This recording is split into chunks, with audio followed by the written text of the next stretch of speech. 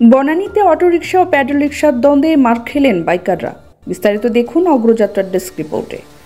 ঢাকা উত্তর city corporation ও গুলশান সোসাইটির সিদ্ধান্তে গুলশানে ব্যাটারি চালিত রিকশা চলাচল বন্ধ হওয়ায় গত দুদিন ধরে চালকদের মধ্যে তীব্র ক্ষোভ দেখা দিয়েছে।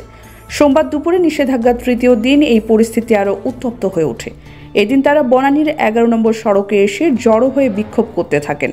এই সময় সেখানে অবস্থান করা প্যাডেল চালিত রিকশা ও বাইক চালকদের সঙ্গে বাকবিতণ্ডা হয় এবং লাঠি দিয়ে পেটানোর ঘটনা ঘটে। পরে সেনাবাহিনী এসে পরিস্থিতি নিয়ন্ত্রণে আনে। ব্যাটারি চালিত অটোরিকশা চালকরা সড়ক ছেড়ে দেন। খোঁজ নিয়ে জানা যায়, সকাল থেকে গুলশান ও বনানী এলাকায় বিক্ষুব্ধ অটো চালকরা যেখানে প্যাডেল চালিত রিকশা চালকদের দেখছেন সেখানে তাদের উপর চড়াও হয়েছেন। এ সময় আশপাশে থাকা বাইকাররা বাধা দিলে তাদের উপর চড়াও হন তারা। এছাড়া তারা দুটি রিকশা গুলশান লেকে ফেলে দেন। একটি রিকশা ফেলে দেওয়া হয়েছে বনানী 11 নম্বর ব্রিজ থেকে, আর একটি রিকশা ফেলে দেওয়া হয়েছে ব্রিজের পাশ থেকে। এসব ঘটনার ভিডিও সামাজিক মাধ্যমে ছড়িয়ে পড়েছে। খোঁজ নিয়ে জানা যায়, অটোরিকশা চালকরা বনানীর বিভিন্ন সড়কে ও আশপাশের প্রধান সড়কে অবস্থান নিয়ে চলাচলে বিঘ্ন ঘটানোর চেষ্টা করেন। এসব ঘটনায় স্থানীয় জনতা ও ব্যবসায়ীদের মাঝেও উত্তেজনা ছড়িয়ে পড়েছে। তারাও ক্ষুব্ধ প্রতিক্রিয়া জানাচ্ছেন।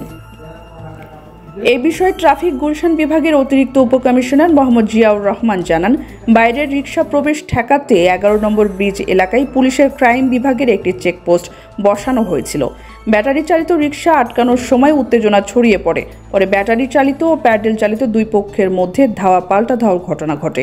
এই সময় তারা অনেক পথচারী ও মোটরসাইকেল চালককে আঘাত করেছে।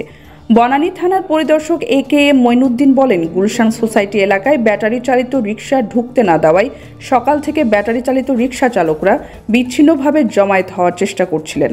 আস্তে আস্তে তাদের মধ্যে আগ্রাসী মনোভাব দেখা যায়। তারা প্যাডেল চালিত রিকশা দেখলে হামলা করার চেষ্টা করছিল। তিনি আরও বলেন, পরে বেলা 1টার দিকে পুলিশ ও সেনাবাহিনীর সদস্যরা ঘটনাস্থলে উপস্থিত হয়ে পরিস্থিতি নিয়ন্ত্রণে আনে। প্রসঙ্গত, গত 19 এপ্রিল থেকে গুলশানে ব্যাটারি চালিত অটোরিকশার চলাচল বন্ধ করা হয়। এর আগে শুধুমাত্র নির্দিষ্ট রঙের ও নিবন্ধিত প্যাডেল চালিত রিকশা চলতে পারত গুলশানে।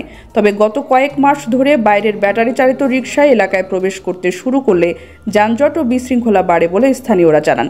এই প্রেক্ষাপটে ঢাকা উত্তর সিটি কর্পোরেশন, গুলশান সোসাইটি ও ঢাকা মেট্রোপলিটন পুলিশ যৌথভাবে ব্যাটারি চালিত রিকশা চলাচল বন্ধের সিদ্ধান্ত নেয়।